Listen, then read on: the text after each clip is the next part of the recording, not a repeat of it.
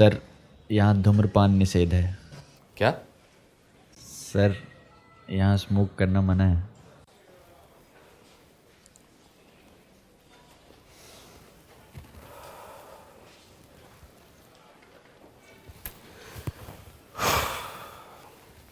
Officer Partha, फिर क्या हुआ था उस रात? रात के लगभग 2 बजे थे और मैं एक कैफे में था। इतनी रात को आपको अपने घर पे होना चाहिए था। तो फिर आप बता सकते हैं उस रात आप अपने घर पे होने की बजाय उस कैफे में क्या कर रहे थे? उस रात को मेरी बेटी का बर्थडे था और मैं घर काफी लेट पहुंचा था। सेलिब्रेशन होने की बजाय घर में काफी सन्नाटा था।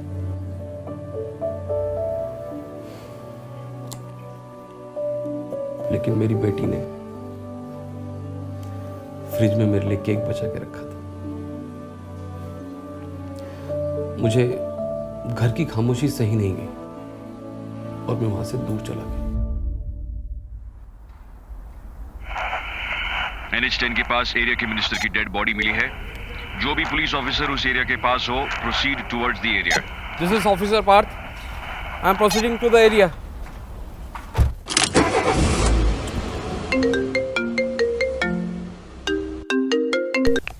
हेलो पार्थ, सर, मैंने अभी तुम्हें एक फोटो व्हाट्सएप किया है। ये मिनिस्टर के मर्डर केस से रिलेटेड है। ये किसी इंद्रायणी शॉप की हैंड ग्लोव लगती है। Its location is somewhere near Rajnagar and I have sent you the coordinates. तो तुम्हें लोकेशन पर जाकर इस केस से रिलेटेड इन्वेस्टिगेशन करना है। ओके सर, मैं वहाँ पहुँचकर आपको इन्वेस्टिगेशन की रिपोर्ट फॉरवर्ड करता हूँ सर। ठीक है सर।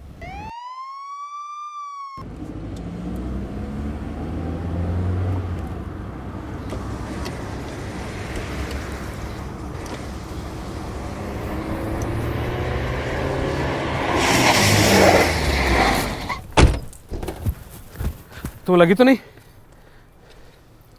नहीं।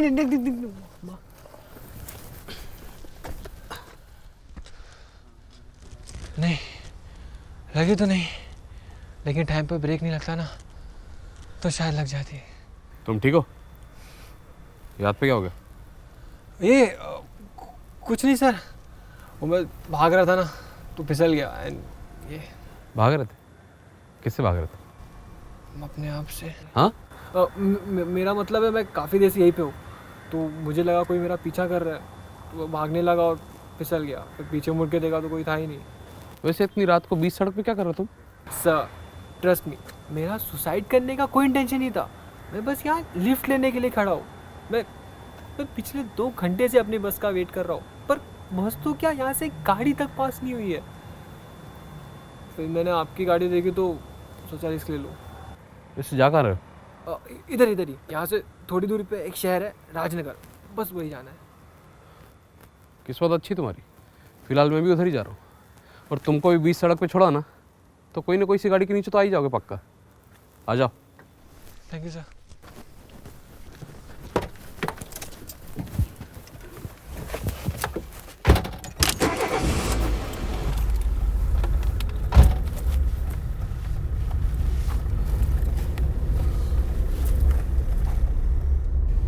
अच्छा, ये आसपास कोई इंद्राणी हैंडलूम का शॉप है क्या? इंद्राणी हैंडलूम्स? हाँ, वो मेरे घर से थोड़ी दूरी पर ही है। यहाँ से अप्रॉक्सीमेटली 40-45 मिनट्स तक स्ट्रेट जाना है, फिर चौराहे से राइट और बगल में ही वो जगह है। ओके, तो वो टर्न है तो मुझे बताना। ठीक है।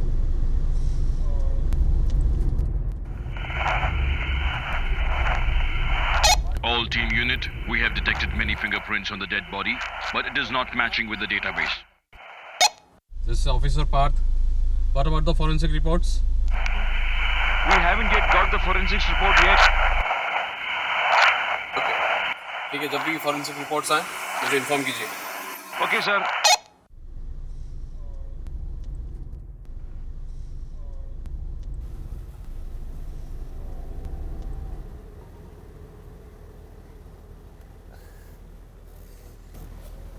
आप पुलिस ऑफिसर है? क्यों? तुम्हें क्या लगता है? नहीं, इट्स स्ट्रेंज, यू नो, मेरे डैड भी एक पुलिस ऑफिसर थे।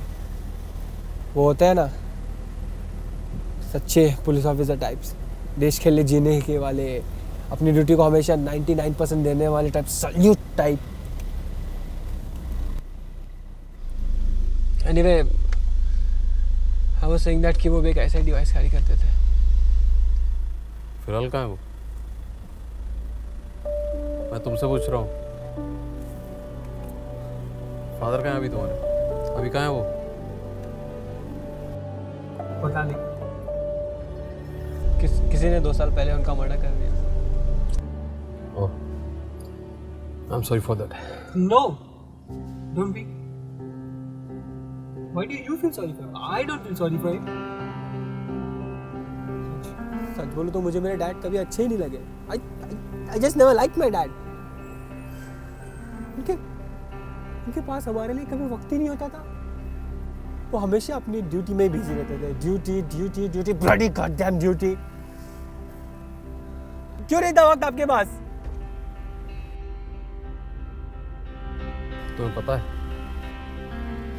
वक्त एक ऐसी चीज है जिसे ना कोई दे सकता है ना कोई ले सकता है। तुम बस ये सोच सकते हो कि उस वक्त तुम्हें कहाँ होना है। और मुझे यकीन है जब तुम्हारे डैड को ये एहसास होता होगा कि ये वक्त फैमिली की साथ में रहने का है, तब तक सारा वक्त गुजर जाता होगा। A man who doesn't even have time for his family, he doesn't deserve to live. इसलिए अब कोई फर्क नहीं पड़ता। कोई फर्क नहीं पड़ता कि वो हमारे साथ है या नहीं। इसका मतलब तुम अकेले रहते हो? नहीं, मैं, माँ, मेरी छोटी बहन प्रिया, वो हमेशा अपने घर में रहती है और मैं बोर्डिंग स्कूल में। मेरे अभी समर वेकेशन स्टार्ट हुआ है, इसलिए घर जा रहा हूँ। That's great. अब तुमको जब भी मौका मिले तो तुम्हें घर जरूर जाना चाहिए। क्या पता फ्यूचर में जब तुम जॉब ज्वाइन करो तो फैमिली से मिलने का मौका तुम्हें मिले या ना मिले। नहीं, मैं कोई जॉब नहीं करना चाहता। तो फिर क्या करना चाहते हो? मुझे राइटर बनना है, दैट्स ग्रेट। कहानियाँ लिखूं। मैं बचपन से लिखता आ रहा हूँ। I have read somewhere that medicine, law, engineering, ये सब नोबल प्रोफेशंस जो कि ज़िंदगी जीने के लिए बहुत ज़रूरी है, लेकिन आर्ट्स, म्यूज़िक, यही सब तो हमको सही मायने में ज़िंदा रखे हुए हैं। अच्छा, वैसे किस तरह की चीज़ें लिखना पसंद है तुम्हें? हाँ, रियल इंसिडेंट्स, सच्ची घटनाओं पर कहानी लिखना पसंद है। That's interesting. वैसे रियलिटी से ज़्यादा कोई दिलचस्प चीज़ होती भी नहीं। हाँ, वैसे तुम क्या लिख रहे हो फिलहाल अभी? मैंने एक बुद्धिस्ट मॉन्क के बारे में एक कहानी लिखी है जो हर दिन एक बुद्धिस्ट मंदिर में प्रार्थना और ध्यान किया करते थे। संसार के सारे मोहमाया से दूर वो अपना सारा का सारा समय एक मंदिर में बिताते थे। और फिर एक दिन उन्हें एक छोटी सी बच्ची मिली जो 5 साल की थी। वो बच्ची हमेशा शाम को मंदिर आकर उनके साथ खेला करती थी। ऐसा कहा जाता है कि संसार की सारी भावनाओं का त्याग करने के लिए लोग मॉन्क बनते हैं, लेकिन उस लड़की में उस मॉन्क को एक अजीब सी भावना दिखी। वो हमेशा शाम के समय उस छोटी सी लड़की का इंतजार करते थे और वो छोटी लड़की हर दिन उस मॉन्क से मिलने आती थी। पर हमेशा वैसा नहीं होता ना जैसा हम सोचते हैं। और फिर एक दिन मानो जैसे उस शहर को किसी की नजर लग गई हो। शहर में काफी दंगे हुए।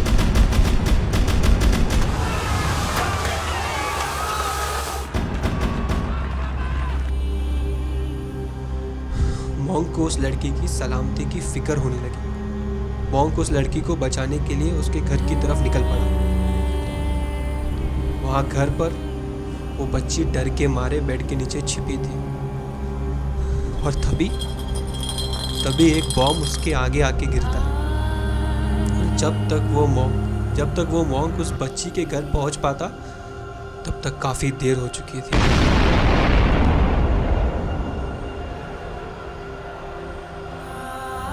अगले दिन लोगों के पास सिवाय खामोशी और पश्चाताप के अलावा कुछ नहीं था। और उसी वक्त मॉन्क ने फैसला लिया आत्मदाह का,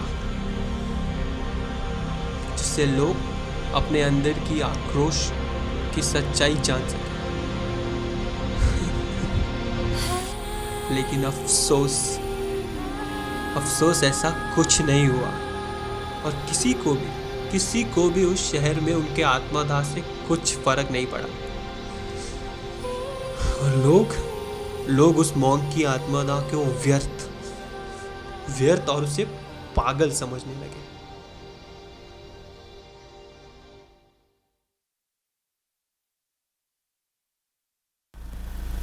पता है सर, किसी को कुछ फर्क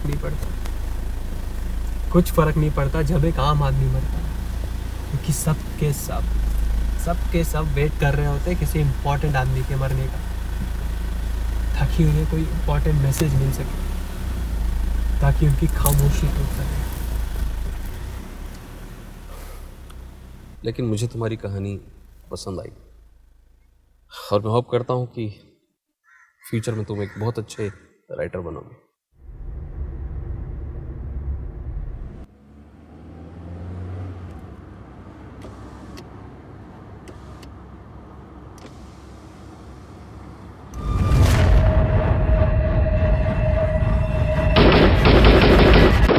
मैं जानता हूँ मंत्री जी का खून तुमने किया है।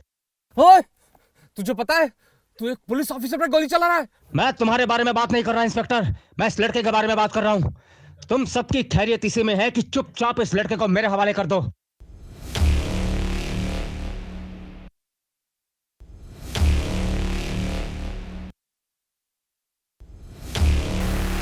तुम्हें पता है मैं किसी की नहीं सुनता।